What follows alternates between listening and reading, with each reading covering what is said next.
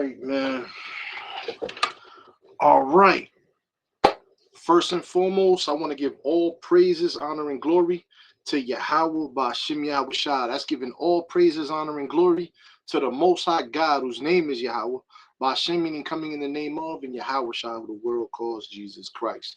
Gustano, I'm from the dirt, and I remember where I'm from. All praises to the Most High. Right? All right, so today is July 1st. It's 7:26 p.m. now. I want to talk about this man, Frederick Douglass, man. That man had some wisdom. The man had some wisdom, man. And I want to go over it.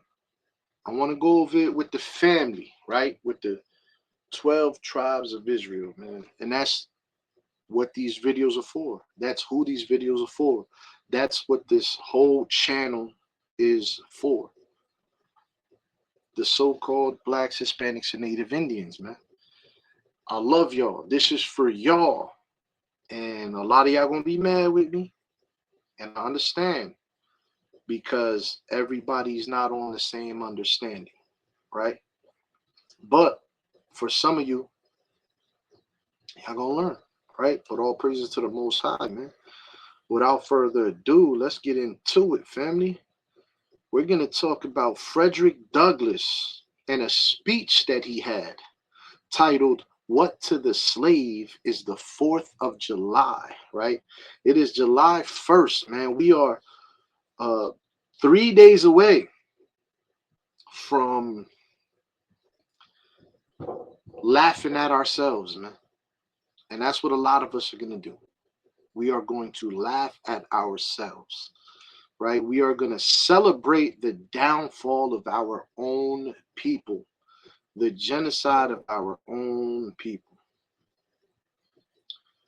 This is where most of the Stockholm syndrome takes place, right? Let me make this a little bigger for y'all so that it's not in the center. I want it to be perfect for y'all, man. Everything I do is for y'all, right? For the Most High, first and foremost, right? But this is what is required, man. Feed the sheep. All right, so let's get into it, family. Frederick Douglass was born into slavery. Let's highlight that. He was born into slavery in Maryland around 1818 and remained enslaved until he escaped. So he was a slave, and he had to stay like that until he escaped, right? Nobody freed him. He had to escape in 1838. At about 20 years old, after gaining his freedom, he became a leading abolitionist, using his speeches, writings, and advocacy to fight for the end of slavery in the United States. So he was fighting to end slavery. Frederick Douglass was a slave, a first-hand witness to the gross abuse of our people by those who invented the 4th of July. Frederick Douglass was invited by the Rochester Ladies Anti-Slavery Society to deliver an address commemorating American independence, while also speaking on the condition of enslaved Black people in the United States. So they invite Frederick Douglass to this event so that he can speak to commemorate American independence. That's what they invited him for.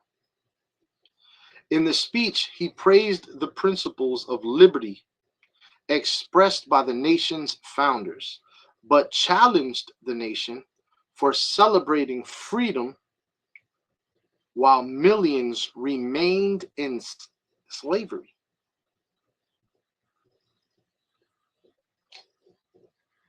Look at that. He challenged the nation for celebrating this 4th of July while millions remained in slavery. So let's get to that speech, family. And all of this correlates with the Bible. So I will be interrupting parts of this speech to correlate the scripture where it belongs. But this is part of that speech, family. What to the slave is the 4th of July? This is an extract from an oration at Rochester, July 5th, 1852, by Frederick Douglass, transcribed by from My Bondage and My Freedom. N.Y. Orton and Mulligan, 1855, is reprinted in 3 centuries of American rhetorical discourse. Ronald F. Reid, Waveland Press, 1988, page 371, 374, for Underground Railroad Education Center. Right? So here it is. What to the slave is the 4th of July? This is what Frederick Douglass said. Fellow citizens, pardon me and allow me to ask, why am I called upon to speak here today? What have I, or those I represent, to do with your national independence? Are the great principles of political freedom and of natural justice embodied in that Declaration of Independence extended to us?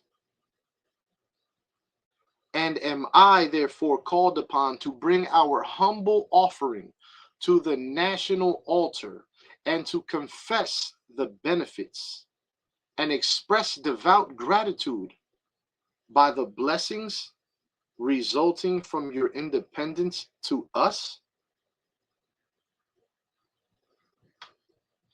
Would to God, both for your sakes and ours, that an affirmative answer could be truthfully returned to these questions. Then would my task be light and my burden easy and delightful. For who is there so cold that a nation's sympathy could not warm him? Who so obdurate and dead to the claims of gratitude that would not thankfully acknowledge such priceless benefits? Who so stolid and selfish that would not give his voice to swell the hallelujahs of a nation's jubilee, when the chains of servitude have been torn from his limbs? I am not that man. In a case like that, the dumb might eloquently speak, and the lame man leap as a hart. But such is not the state of the case. I say it with a sad sense of the disparity between us. I am not included within the pale of this glorious anniversary. Your high independence only reveals the immeasurable distance between us. The blessings in which you this day rejoice are not enjoyed in common.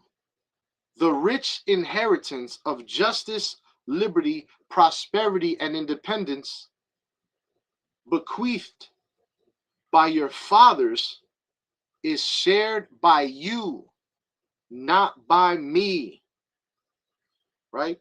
We do not all benefit from America's rich inheritance. Look at this.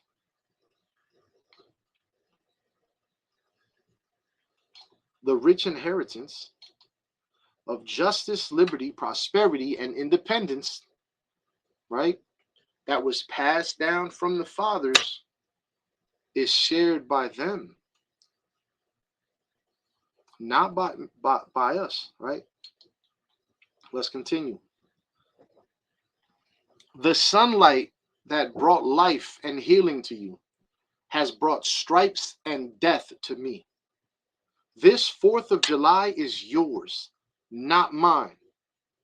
You may rejoice. I must mourn. Now let's get Lamentations 1 and 4. The ways of Zion do mourn.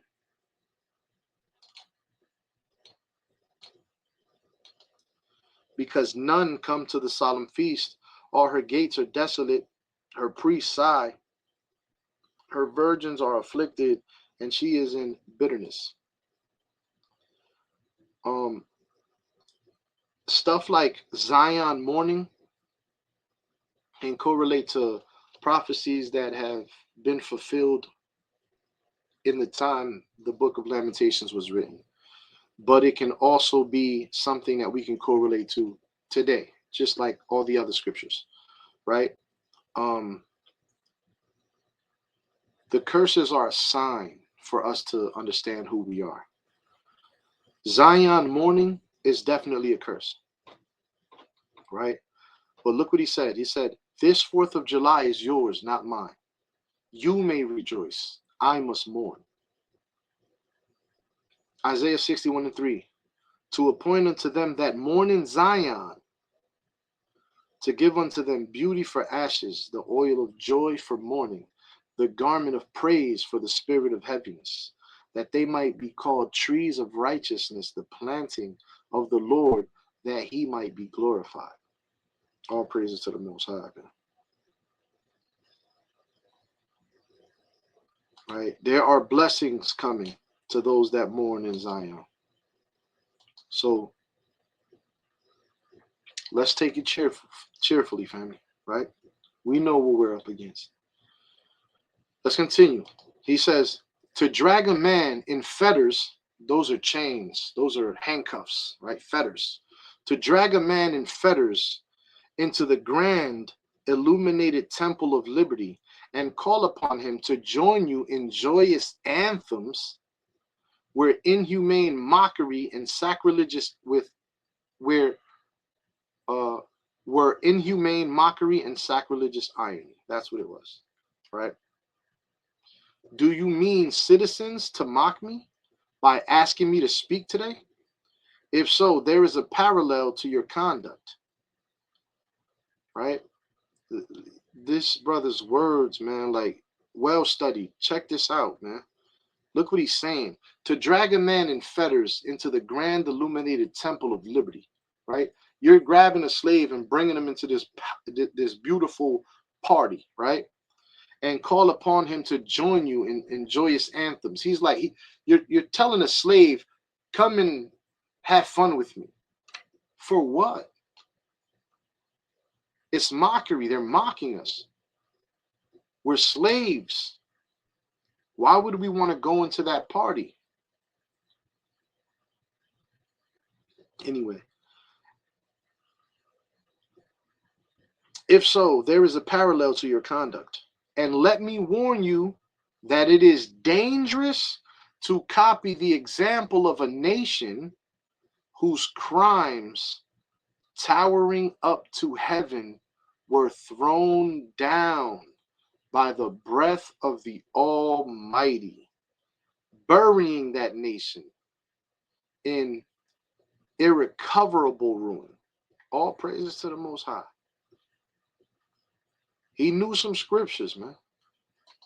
I can today take up the plaintive lament of appealed and woe-smitten people.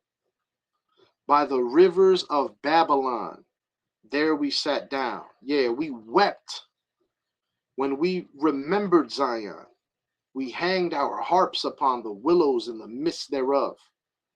For there They that carried us away captive required of us a song, and they who wasted us required of us mirth,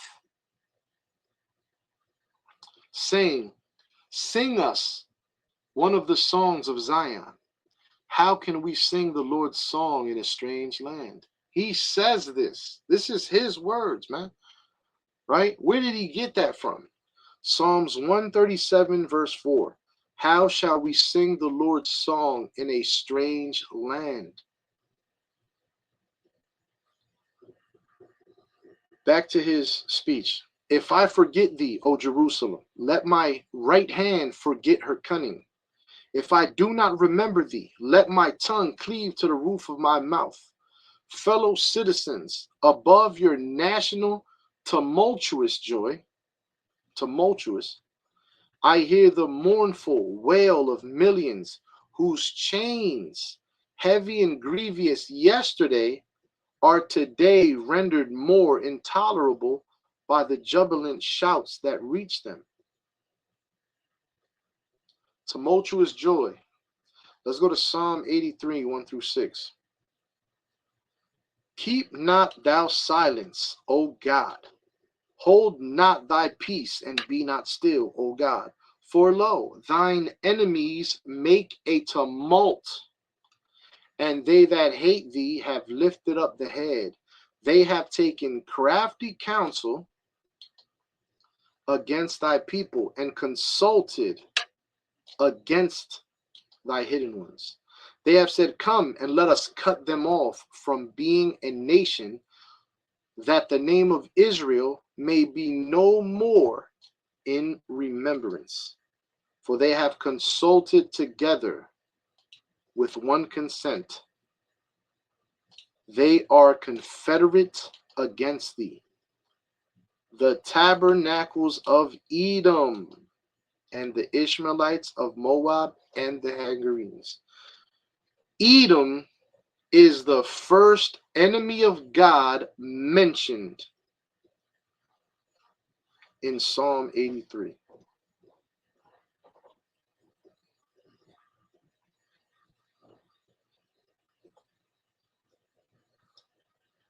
I mean, keep not thou, O silence, O God. Hold not thy peace, and be not still, O God. For lo, thine enemies make a tumult. God's enemies, they are confederate against thee. The tabernacles of Edom. We prove who Edom is on this channel. Check that video out. If I do forget, if I do not faithfully remember those bleeding children of sorrow this day, may my right hand forget her cunning, and may my tongue cleave to the roof of my mouth. To forget them, to pass lightly over their wrongs, and to chime in with popular theme would be treason, most scandalous and shocking, and would make me reproach before God and the world. He's saying I would be a traitor if I gave in to this chime, to these parties, to these celebrations, right? They just want to, they want us to forget and to pass lightly over all their wrongs. They want us to think that grapes, right? Fruits, grapes, graping, robbing, and murdering is okay. Don't worry about it. It's a thing of the past. They want us to get over that. Our stolen land, our stolen land, and we're called immigrants on our land. And they want us to just forget about it. They want us to forget the cruelty they have shown us. They want us to accept what they have done, to us, right, as something light. Not only accept it, but partake in their celebration thereof. They want us to convert and submit to them still, to abandon our God and our heritage of the law, to become a reproach before God.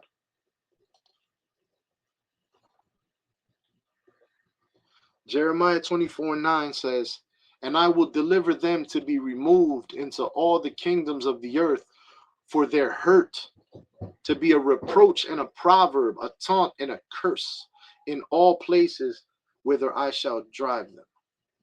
It was prophesied we would be a reproach. And this brother is speaking the same language of these scriptures. Deuteronomy 28:37. And thou shalt become an astonishment, a proverb, and a byword among all nations whither the Lord shall lead thee. That's why they call us these weird names, right? They call us everything but a child of God, right?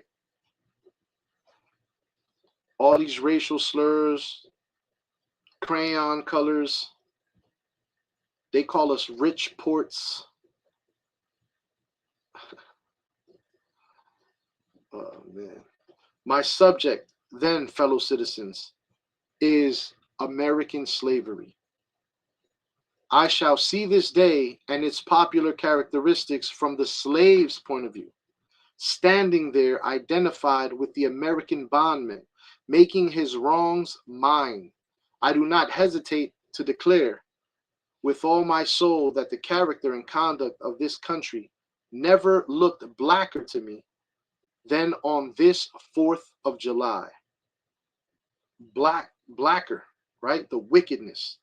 It has never looked more wicked than today, than on this 4th of July thing.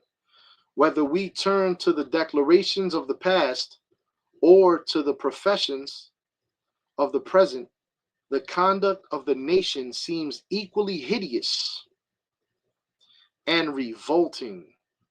America is false to the past, false to the present, and solemnly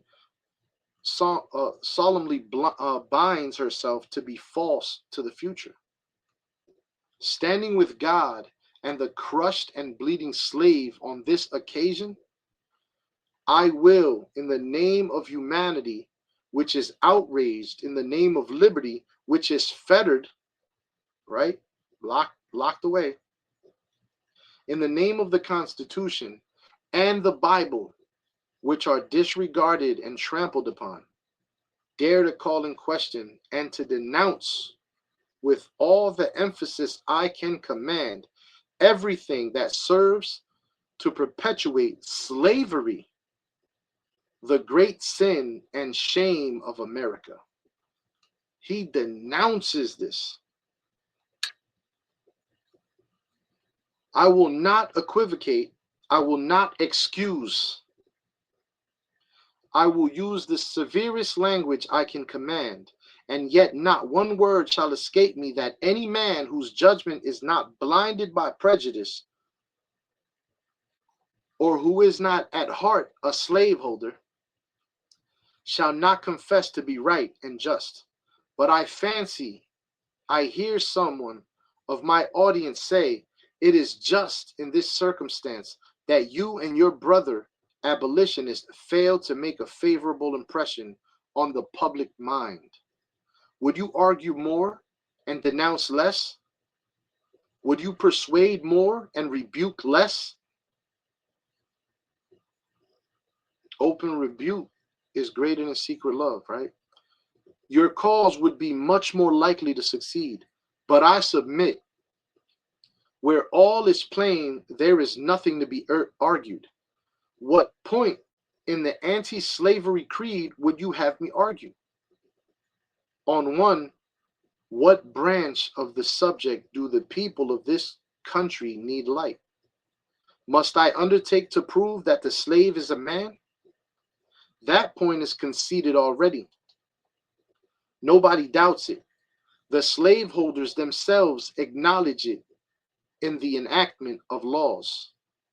They acknowledge it when they punish disobedience on the part of the slave. There are 72 crimes in the state of Virginia which, if committed by a black man, no matter how ignorant he be, subject him to the punishment of death, while only 2 of these same crimes will subject a white man to the like punishment. That is crazy work. Look at this, family. 72 crimes that if a black man committed, he would be put to death. But out of those 72 crimes, only 2 of them, if a white man committed, they would get the death penalty. That is crazy. Let's continue. What is this but the acknowledgement that the slave is a moral, intellectual, and responsible being? The manhood of the slave is conceded. It is admitted in the fact that Southern statute books are covered with enactments forbidding, under severe fines and penalties, the teaching of the slave to read and write.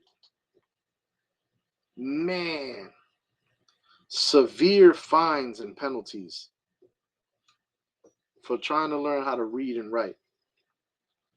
What you can point to, when you can point to any such laws in reference to the beasts of the field, then I may consent to argue the manhood of the slave. When the dogs in your streets, when the fowls of the air, when the cattle on your hills, when the fish of the sea, and the reptiles that crawl shall be unable to distinguish the slave from a brute, then will I argue with you that the slave is a man. For the present, it is enough to affirm the equal manhood of the Negro race. It is not astonishing that while we are plowing, planting, and reaping, using all kinds of mechanical tools, erecting houses, constructing bridges, building ships, working in metals of brass, iron, copper, silver, and gold, that while we are reading, writing, and ciphering, acting as clerks, merchants, and secretaries, having among us lawyers, doctors, ministers, poets, authors, editors, orators, and teachers, that while we are engaged in all manner of enterprises common to other men, digging gold in California, capturing the whale in the Pacific, feeding sheep and cattle on the hillside, leaving, moving, acting, thinking, planning, living in families as husbands, wives, and children, and above all, confessing the worshiping the Christian's God, and looking hopefully for life and immortality beyond the grave, we are called upon to prove that we are men. Would you have me argue that man is entitled to liberty? That he is the rightful owner of his own body? You have already declared it. Must I argue the wrongfulness of slavery? Is that a question for Republicans? Is it to be settled by the rules of logic and argumentation as a matter beset with great difficulty, involving a doubtful application of the principle of justice, hard to be understood? How should I look today in the presence of Americans dividing a discourse, dividing and subdividing a discourse, to show that men have natural right to freedom, speaking of it relatively and positively, negatively and affirmatively? To do so would be to make myself ridiculous and to offer an insult to your understanding. There is not a man beneath the canopy of heaven that does not know that slavery is wrong for him. What? Am I to argue that it is wrong to make men brutes, to rob them of their liberty? Isaiah 42 and 22. But this is the people robbed and spoiled. They are all of them snared in holes, and they are hid in prison houses. They are for a prey, and none delivereth, for a spoil, and none saith restore. Look, I interrupted the speech, and I'm continuously interrupting it through here, right? This is what he says. Am I to argue that it is wrong to make men brutes, to rob them of their liberty, to work them without wages, to keep them ignorant of their relations to their fellow men, right? So Micah 6 and 15, thou shalt sow but thou shalt not reap. Thou shalt tread the olives, but thou shalt not anoint thee with oil and sweet wine, but shalt not drink wine, right? To work them without wages. Psalm 83 1 through 6. Look, it says to keep them ignorant of their relations to their fellow men, to keep them ignorant, to keep them beefing with each other, right? Psalm 83 1 through 6. Keep not thou silence, O God, hold not thy peace, and be not still, O God, for lo, thine enemies make a tumult, and they hate thee, and they that hate thee have lifted up the head. They have taken crafty counsel against thy people, and consulted against thy hidden ones. They have said, come, let us cut them off from being a nation, that the name of Israel may be no more in remembrance. They got us beefing with each other because we don't know who we are. Look, to beat them with sticks, to flay their flesh with the lash, to load their limbs with irons.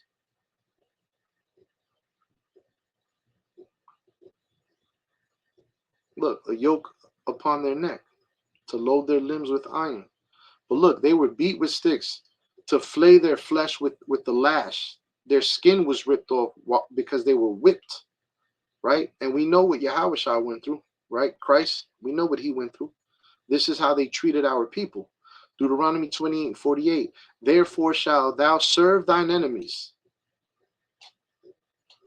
which the Lord shall send against thee in hunger and in thirst and in nakedness and in want of all things. When you're hungry, you have to go to your enemy to buy food. When you're hungry, you have to go to your enemy to buy water.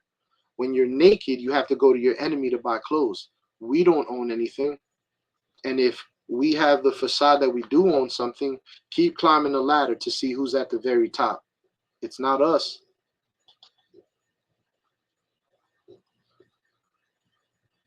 And in want of all things, we have to go to our enemy for everything. And he shall put a yoke of iron upon thy neck until he has destroyed you. Literally, chains. To hunt them with dogs. This is a part of his speech. Jeremiah 15:3. And I will appoint over them for kinds, saith the Lord, the sword to slay, and the dogs to tear, and the fowls of the heaven and the beasts of the earth to devour and destroy. Back to his speech, to sell them at auction, Joel 3:3, and they have cast lots for my people, and have given a boy for an harlot, and sold a girl for wine that they might drink. Back to his speech, to sunder their fan lilies, to knock out their teeth, to burn their flesh, to starve them into obedience and submission to their masters. Must I argue that a system thus marked with blood and stained with pollution is wrong? This system is marked with blood, man. This whole governing body, this whole wicked land is stained with blood, man. Habakkuk chapter 2 verse 12. Woe to him that buildeth a town with blood and establishes a city by iniquity. Woe to this country, man. This shit is wicked. Salaki. Nahum chapter 3 verses 1 through 3. Woe to the bloody city.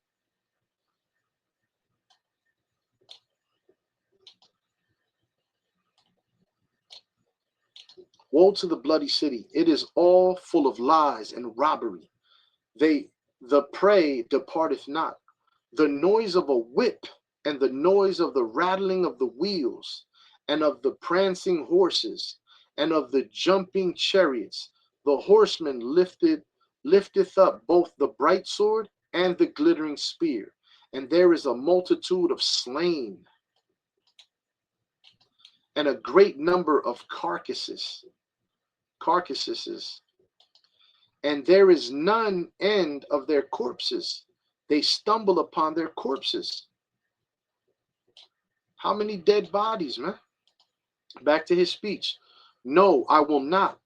I have better employment for my time and strength than such arguments would imply. What then remains to be argued? Is it that slavery is not divine, that God did not establish it, that our doctors of divinity are mistaken? There is blasphemy in the thought. That which is inhuman cannot be divine.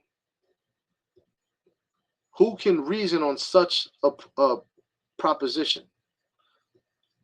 They that can may, I cannot. The time for such argument is past. At a time like this, scorching irony, not convincing argument is needed. Oh, had I the ability and I could reach the nation's ear, I would today pour out a fiery stream of biting ridicule, blasting blasting reproach, withering sarcasm, and stern rebuke. For it is not light that is needed, but fire. It is not the gentle shower, but thunder. We need the storm, the whirlwind, and the earthquake. Yo, we need the Lord, man.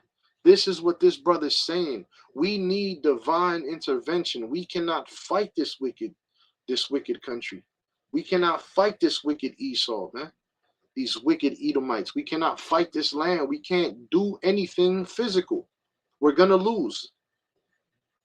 All we can do is keep God's laws, faith in him and his son, and pray for the hastening of the coming. Pray that the 144,000 be elected, be ready, stamped, so that these chariots come, man. Look at this. For it is not light that is needed, but fire. Fire is needed, man. It is not the gentle shower, but thunder. We need the storm, the whirlwind, and the earthquake. We need them chariots, man. The feeling of the nation must be quickened like the spirit. The conscience of the nation must be roused. Yeah, man. Our nation. The propriety of the nation must be startled. The hypocrisy of the nation must be exposed. Right? But I was saying our nation as, you know, we need to be quickened and our conscience needs to be roused, man. We need to wake up as a nation. But he's talking about the nation in which we live in, right? So keep that in mind. The propriety of the nation must be startled. The hypocrisy of the nation must be exposed. And its crimes against God and man must be proclaimed and denounced. What to the American slave is the 4th of July? I answer, a day that reveals to him more than all other days in the year the gross injustice and cruelty to which he is the constant victim, to whom your celebration is a sham, your boasted liberty an unholy license, your national greatness swelling vanity, your sounds of rejoicing are empty and heartless. Your denunciations of tyrants, brass-fronted impudence, your shouts of liberty and equality, hollow mockery, your prayers and hymns, your sermons and thanksgivings, with all your religious parade and solemnity, are to him mere bombast, fraud, deception, impiety, and hypocrisy, a thin veil to cover up crimes which would disgrace a nation of savages. There is not a nation on the earth guilty of practices more shocking and bloody than are the people of these United States at this very hour. Go where you may, search where you will, roam through all the monarchies and despotisms of the old world, Travel through South America. Search out every abuse, and when you have found the last, lay your facts by the side of the everyday practices of this nation, and you will say with me that for revolting barbarity and shameless hypocrisy, America reigns without a rival. Babylon is something else, man. And like I said, family, this is words. This is a speech from Frederick Douglass, right? A slave who escaped. This is one of our people that went through the flames, man. And he knew what this mockery was, man. He knew what this boasting was. This fake acceptance, this fake, we love you now, right? After you done did the most to our people, right? And look at today, man, we are still at the bottom. And they say very, very uneducated, stupid, really, remarks like, if you don't like it, go back to your country. Well, this is our country. It was ours before you got here. But the bigger problem is that our people claim to love God, but God told us not to follow the ways of the heathen. Stay away from them, right? Stay away from their celebrations. Stay away from their everything, right? Everything they do, that's what they do. We have our own customs, our own laws, our own heritage that we need to get back to, right? The laws of the Most High God are our culture. When I say our culture, of course, I am talking about the so-called blacks, Hispanics, and Native Indians, to whom pertaineth everything, according to the book of the Most High God, right? The biggest problem is that our people, we act like we love God, but we don't obey him. We act like we hold, our so-called blacks, our ancient blacks, or our, abolition era.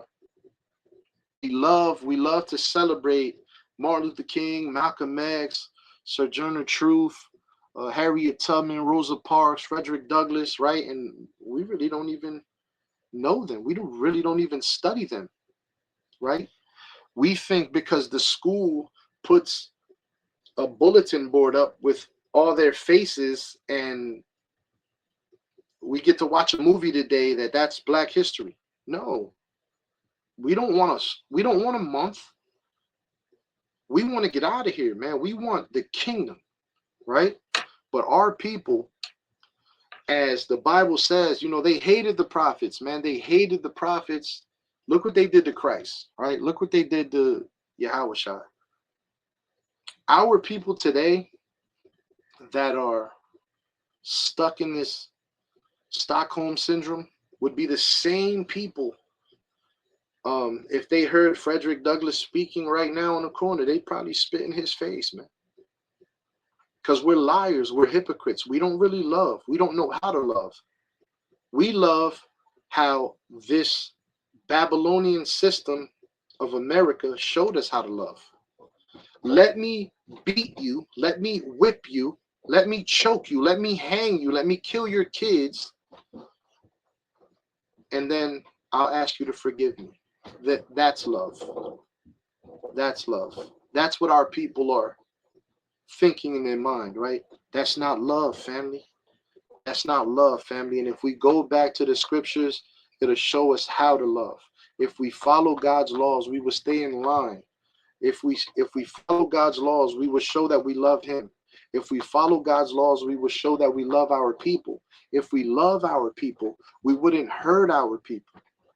We wouldn't kill our people. We wouldn't physically harm our people. We would never rob our people. We wouldn't lie to our people, right? We wouldn't let our children act the way they want to act or as the society acts. We would have them well trained, trained up in the scriptures, right? Understanding right from wrong, maturing. But we don't do that. We're doing everything that Babylon allows us to do, right? Slavery is over. Come and celebrate with us. And a lot of us are running to that picnic, man. Running to that barbecue, right? It's crazy, man. But please just do the research, family. Do the research, right? I hope somebody was edified, man. I hope somebody learned something new. Um, have respect, have self-respect, man. Have self-respect, man. Respect yourself. So-called blacks, Hispanics, and Native Indians were slaves in this country. Our grandparents, our great-grandparents went through some things here. We're going through some things here. Are you that blind? We're just gonna, it's okay. Let's look past it. We're invited to their barbecue now, so we're just gonna look past it. I hope somebody was edified. And with that, I want to give all praises, honor, and glory to Yahweh, Ba'ashem Yahweh Shai. That's giving all praises, honor, and glory to the Most High God, whose name is Yahweh. Ba'ashem meaning coming in the name of, and Yahweh Shai, who the world calls Jesus Christ. Shalom, family, and I love y'all. Get to them scriptures, family. Get to that history. Learn your history. Learn who you are. You don't want to be out here looking crazy. But I love y'all, family. Shalom.